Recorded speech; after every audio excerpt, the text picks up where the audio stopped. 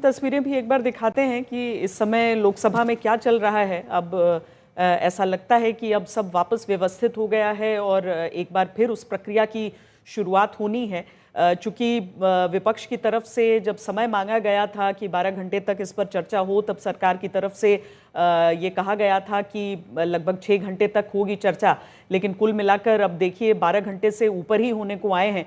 चर्चा तो खैर समाप्त हो चुकी है, लेकिन उसके बाद अब वोटिंग की जो प्रक्रिया यहाँ पर शुरू हो रही है वो बेहद महत्वपूर्ण इसलिए भी है क्योंकि सरकार भी अपनी तरफ से ये दिखाने का और बताने का प्रयास कर रही है कि ये आम मुसलमानों के हक की बात है।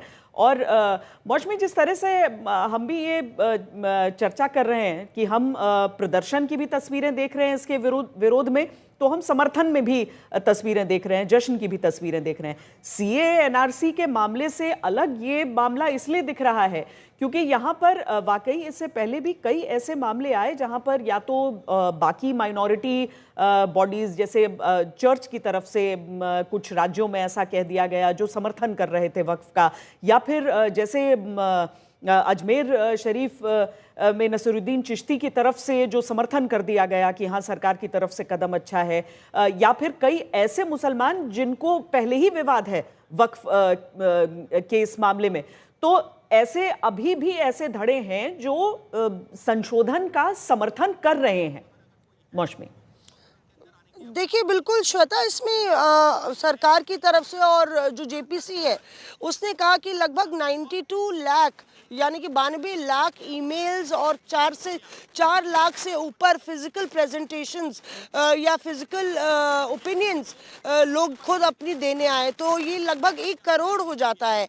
और अगस्त से जिस तरह से इस बिल पर चर्चा बैठकें शुरू हुई थी जेपीसी की बैठकों में, तो लगातार लगभग 280 स्टेक होल्डर्स थे जिनको बुलाया गया था, अलग अलग आउटफिट्स थे, सभी दलों से चर्चा हुई। अगर सरकारों की बात करें तो लगभग 15 से ज़्यादा राज्य सरकारों ने अपने प्रेजेंटेशंस दिए, अपनी राय रखी।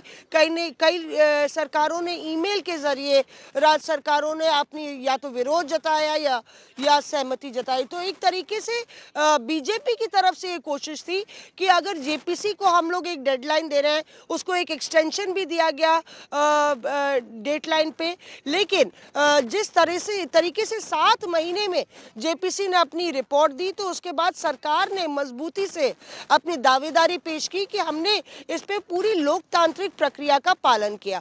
और जाहिर तौर पे ऐसे में जब कुछ क्रिश्चियन समुदाय के जो आउटफिट्स हैं वो समर्थन में आए या बाकी कई मुस्लिम ऑर्गेनाइजेशंस इसके समर्थन में आई, तो माहौल एक बना कि ये एक लोकतंत्र की बड़ी प्रक्रिया का जिस तरह से हिस्सा है।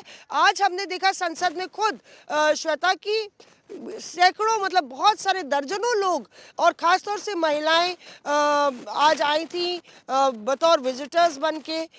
कई बीजेपी की दलों के अलग अलग संगठनों से जुड़ी थी, कुछ समाज सेवी थी, कई सोशल ऑर्गेनाइजेशंस भी इस पूरे बिल को विटनेस करने के लिए आए। तो एक तरीके से बड़ा महत्वपूर्ण बिल था और विपक्ष और सत्ता पक्ष ने दोनों ही ने अपनी बात बड़े दमदार तरीके से रखी है, जोरदार तरीके से रखी है। या एक कह लीजिए जो लोकतंत्र में ये जो मौका मिलता है बिलों पर अपनी राय रखने का और राय शुमारी करने का, तो वो यहाँ पे बहुत लंबे समय बाद हमें नजर आया।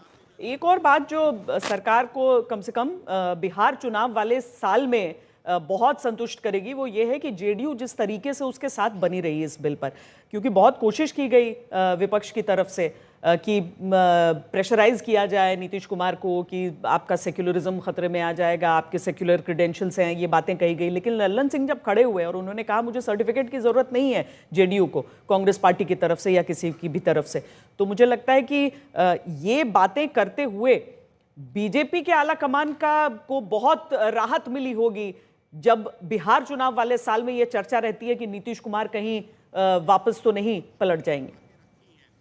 बिल्कुल, देखिए दबाव बिहार से आया और काफ़ी जो जिस तरह से इफ्तार पार्टीज़ का बायकॉट हुआ और जिस तरह से तमाम मुस्लिम संगठन विरोध में बैठ गए, तो एलजेपी और जेडीयू और जितिन राम मांझी की पार्टी खासतौर से इसको लेके थोड़ी सी असहज ज़रूर हुई थी। लेकिन आप देखिए कि किस बारीकी से बीजेपी ने प्लानिंग की थी। जो आपत्तियां थी, सबसे बड़ी आपत्ति थी जेडीयू की कि इन रेट्रोस्पेक्ट ये कानून नहीं लगना चाहिए, यानी कि पिछली सारी प्रॉपर्टीज पे ये कानून नहीं लागू होना चाहिए। उसका ध्यान रखा गया कि इन रेट्रोस्पेक्ट पिछली प्रॉपर्टीज पे ये लागू नहीं होगा। अगर विवादास्पद है तो और बात है। और दूसरी बड़ी बात है कि वो नहीं चाहते थे कि किसी धार्मिक मस्जिद या मकबरे पे इन रेट्रोस्पेक्ट ये कानून लागू हो। उसका भी ध्यान जेपीसी में रखा गया और क्लॉज के जरिए ये अमेंडमेंट लाया गया। और तीसरी बड़ी बात यह है, जो टीडीपी का भी ये इस पे रिजर्वेशन था कि अगर डिजिटल डॉक्यूमेंट सबमिट करने हैं तो उसकी डेडलाइन, उसकी टाइमलाइन को बढ़ाया जाना चाहिए। तो वो चीज़ भी सरकार ने उसका ध्यान रखा। तो ये जब 2-3 चीज़ों का ध्यान रखा गया, जैसे ही बड़ा कहते हैं बिग ब्रदर जो है राजी था यहाँ पे जेडीयू, तो एलजेपी ने भी हामी भर दी कि सारी हमारी जो रिजर्वेशंस हैं वो दूर कर दिए हैं सरकार ने। और उसके बाद टीडीपी ने भी बोला कि जो तीनों आपत्तियां हमने बताई थी उनका ध्यान रखा गया, तो हमें अब इस बिल से कोई आपत्ति नहीं है। वहीं दूसरी ओर विपक्ष की आपत्तियां जो हैं वो लगातार बरकरार है। श्वेता की जो सबसे बड़ा विवाद का मुद्दा बन सकता है वो एक जो लाइन ऐड की गई है और वो भी जेपीसी में ऐड की गई है, प्रैक्टिसिंग और डिमॉन्स्ट्रेटिंग इस्लाम पर ही कोई शख्स जो है वक्फ की प्रॉपर्टी पर क्लेम कर सकता है या वक्फ कर सकता है। यानी कि अगर आप 5 साल तक इस्लाम की प्रैक्टिस करते हैं, आप रेगुलर हैं और ये ऐसा नहीं है कि आप कल परसों में ही आपने इस्लाम धर्म को अपनाया है या अनुयायी बने, तो आप इस पे क्लेम नहीं कर सकते, वक्फ किसी को प्रॉपर्टी नहीं कर सकते। तो एक तरीके से सरकार का कहना है कि ये फ्रॉड रोकने के लिए है, लेकिन विपक्ष को इससे आपत्ति है कि हमें सर्टिफिकेट सरकार से लेना पड़ेगा कि हम इस्लाम धर्म का पालन कर रहे हैं। तो ये सबसे बड़ा विवाद का मसला बन सकता है। और दूसरा जिसमें हस्तक्षेप जो विपक्ष कह रहा है, जिसमें सरकार ने अपनी अलग दलील दी है कि एक कलेक्टर नहीं तो कलेक्टर के ऊपर का अधिकारी अब जो है वो पूरे मामले पर निगरानी रखेगा और उस पर जिम्मेदारी होगी इस पूरे वक्फ प्रॉपर्टी को लेके जो भी आगे की कार्रवाई है तो उसके अधीन होगा। उसको लेकर भी लगातार विपक्ष जो है निशाना साध रहा है सरकार पे कि ये कंट्रोल लेने की कोशिश है। बहरहाल आप देखिए कि अभी लगातार यहाँ पे जो हम लोग विजुअल्स देख रहे हैं, सस्पेंस बना हुआ है। कई लोगों की दुगदुगी बंदी होगी यहाँ पे श्वेता, अगर आप सांसदों की बात करें तो, कि कहीं मैंने गलत वोटिंग तो नहीं कर दी। और क्योंकि तमाम लीडर्स और सभी दलों के नेता भी वहाँ पे मौजूद हैं, तो ये क्लैरिटी जैसे ही मिलती है तो पता चलेगा कि वाकई में आंकड़े क्या हैं और इससे टोटल स्ट्रेंथ भी पता चलेगी कि आखिरकार कितने सांसद जो है वो वाकई में सदन में मौजूद है। वही डेड बॉल घोषित करके दोबारा वो डिलीवरी डाली जाएगी या नहीं, या दोबारा वो सवाल होगा या नहीं, या फिर उस सवाल का निर्णय हो गया और आगे संशोधनों पर चर्चा होनी है, ये भी अब कुछ देर में यहाँ पर स्पष्ट हो जाएगा। लेकिन मौसमी जिस चीज़ का जिक्र कर रही हैं, इस बिल में बहुत सारे जो संशोधन बिल है उसमें बहुत सारे ऐसे प्रावधान हैं जिसको लेकर थोड़ा सा असमंजस की स्थिति है। अब असदुद्दीन ओवैसी की तरफ से भी ये सवाल उठाए गए कि आखिर एक प्रैक्टिसिंग मुस्लिम किसे माना जाएगा। जब ये कहा जाता है कि जो बोर्ड है उसमें गैर मुसलमान कितने होंगे, क्या उनकी संख्या ज्यादा तो नहीं, तो बहुत सारी ऐसी चीजें हैं जिनको लेकर अभी जो आम लोग हैं उनमें बहुत स्पष्ट एक राय नहीं है, तो वो स्पष्ट करना आवश्यक हो जाएगा। केवल यहाँ पर जो बिल पास हो रहा है, क्या उसके बाद एक राजनीति उसकी उस हिसाब से शुरू होगी, उसे अगर शांत करना है तो सरकार को उन चीज़ों को क्लैरिफाई करना होगा, आम लोगों तक उसे उस हिसाब से ले जाना होगा मौसमी, क्योंकि संसद में उठते हुए उन सवालों को देखा है लेकिन हर एक सवाल का उस हिसाब से समाधान नहीं दिया गया है, उसका कोई उत्तर उस रूप में नहीं है। और अगर सदन में जो चल रहा है वो भी अगर आप बता पाएं साथ में मौसमी। बिल्कुल, देखिए श्वेता, मैं नाम नहीं लूँगी, पर अभी किसी एक बड़े नेता का फ़ोन आया, क्योंकि वो भी ज़ाहिर तौर पे इस बात को लेके काफ़ी स्तब्ध थे कि कैसे 390 का आंकड़ा आ रहा है। मतलब कि क्या 542 लोग मौजूद नहीं हैं संसद में। तो वो ज़ाहिर तौर पे वो अपर हाउस के हैं और वो रिपोर्ट देख रहे होंगे हम लोग किस तरह से बता रहे हैं। तो मैंने कहा कि इंतज़ार करना पड़ेगा, क्योंकि कितने लोग कितने सांसद भीतर मौजूद हैं श्वेता, वो भी एक कड़ी हो सकती है। क्योंकि अगर वाकई में 390 लोग मौजूद हैं और कोई गलती नहीं हुई है टोटल काउंट में, तो फिर बड़ा फिर ऊँट किसी भी करवट बैठ सकता है।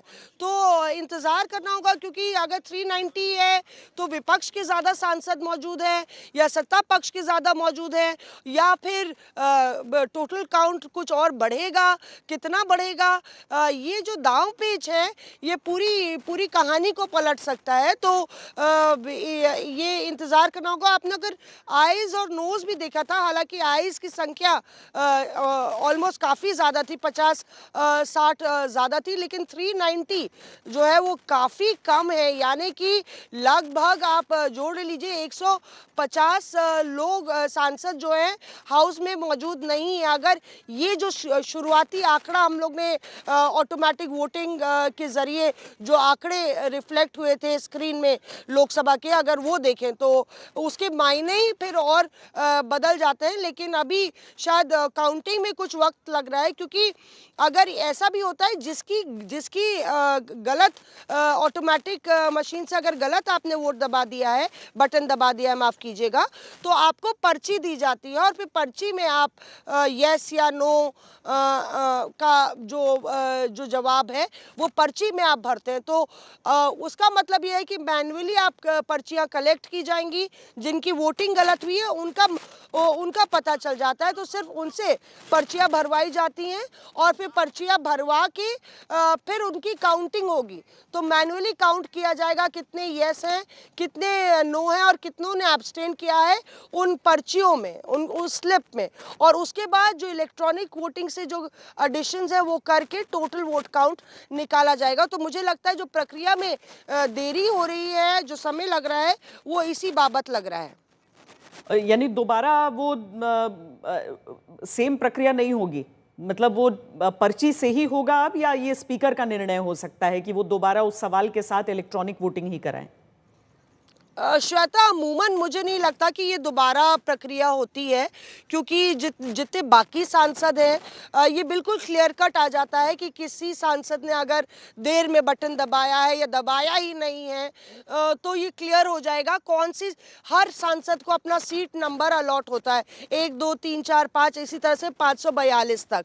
तो जिस सीट नंबर पे अगर वोटिंग काउंट नहीं हुई है, तो आप देख रहे हैं अभी भी स्क्रीन्स पर मूवमेंट चल रहा है और लगातार जो ऑफिस बेरर्स हैं वो इधर उधर मूवमेंट करके अलग अलग सीटों पे जा रहे हैं। तो मुझे लगता है कि ये पर्ची के ज़रिए, वाइट स्लिप के ज़रिए मैनुअली ये वोट्स काउंट होंगे जो बाकी बचे हैं। और अगर वाकई में 390 टोटल थे, तो लगभग 150 के करीब कह लीजिए, 150 के करीब जो वोट्स हैं वो 152 शायद वोट्स टोटल और काउंट होने, जो कि फिजिकल पर्चियों के ज़रिए होंगे। और उसके बाद स्पीकर जो है वो अनाउंस करेंगे कि मैनुअली इतने थे, फिर पर्चियों के ज़रिए इतने थे और टोटल इतना काउंट जो है वो हुआ है। संशोधन पर वोटिंग होनी है अभी, वक्त संशोधन बिल को लेकर चर्चा जो सुबह से आज शुरू हुई है। हालांकि वही है कि जब एक बार वोटिंग की शुरुआत होती है उससे पहले सब सदस्यों को, सब जो सांसद हैं उन सबको अपनी अपनी जगह पर बैठ जाना होता है और कोई भी व्यक्ति उस समय आपको इर्द गिर्द नहीं दिखेगा। लेकिन अभी चूंकि वो हलचल भी हम देख रहे थे और एक बार आवाज़ आनी भी शुरू हो जाएगी वहाँ से, जो सदन से जो सीधा टेलीकास्ट हो रहा है वहाँ से वो आवाज़ भी आना शुरू होगी, तो हम साथ में दिखाएंगे। जी मौसमी कुछ बता रही हैं आप? श्वेता, मैं देख रही हूँ इन विजुअल्स में जो नज़र आ रहा है, तो यहाँ पे ऑपोजिशन बेंचेस पे जो तमाम लीडर्स हैं, अगर जूम इन करें आवाज़ नहीं आ रही है, लेकिन अगर जूम इन करें तो ऑपोजिशन बेंचेस के जो सांसद हैं वो खड़े हुए हैं और खड़े होके वो कुछ ट्रेजरी बेंचेस की ओर इशारा करके बोल रहे हैं। देखिए आप, अगर अभी स्पीकर की भी आवाज़ नहीं आ रही है, लेकिन मुझे मैं लगता है आपको जल्द